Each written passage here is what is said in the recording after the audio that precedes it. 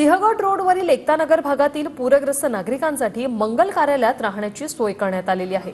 नदीपात्रालगतच्या नागरी वस्तीत आणखी पाणी घुसण्याची शक्यता पुणे महापालिकेने वर्तवली आणि त्यामुळे एकतानगर भागात एनडीआरएफचं पथक रात्रभर गस्त घालणार आहे। रात्रीत अचानक पाणी साचल्यावर यासाठी एनडीआरएफचं पथक सध्या तैनात आहे।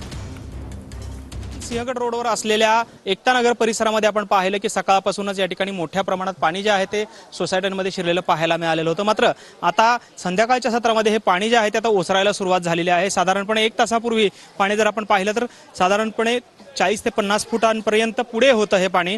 मात्र आता हे पाणी जे आहे ते आता ओसरताना आपल्याला पाहायला मिळतं। आपण पाहतो या ठिकाणी हे पाणी आता हळूहळू ओसरायला जे आहे ते सुरुवात झालेलं आहे। एनडीआरएफची टीम जी आहे ते या ठिकाणी तैनात आहेत आणि कुठलीही आपत्ती या ठिकाणी निर्माण झाली तर ते निवारण्यासाठी ही टीम जी आहे ती पूर्णतः सज्ज झालेली आहे।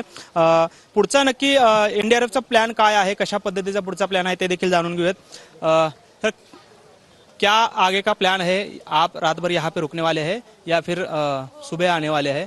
रेस्क्यू की क्या सिचुएशन है अभी? हम लोग यहाँ पूरी रात रुकेंगे। हमारी पूरी टीम 5 एनडीआरएफ की पूरी टीम यहाँ पर तैनात है और रात में अगर पानी बढ़ता है तो हम लोग 2-2 बोट तैयार कर रखे हैं। हम लोगों को बचाएंगे और जो है सो पूरी रात हम लोग यहीं पर रुकेंगे।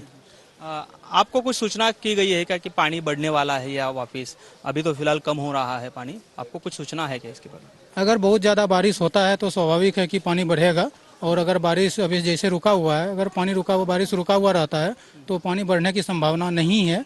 बट फिर भी आपदा के बारे में हम कुछ कह नहीं सकते कब क्या होगा। अगर बारिश ज़्यादा हुआ तो पानी बढ़ सकता है। कॅमेरामन विनोद उमनाबादकर सह सागर सुरवसे, TV9 मराठी, पुणे।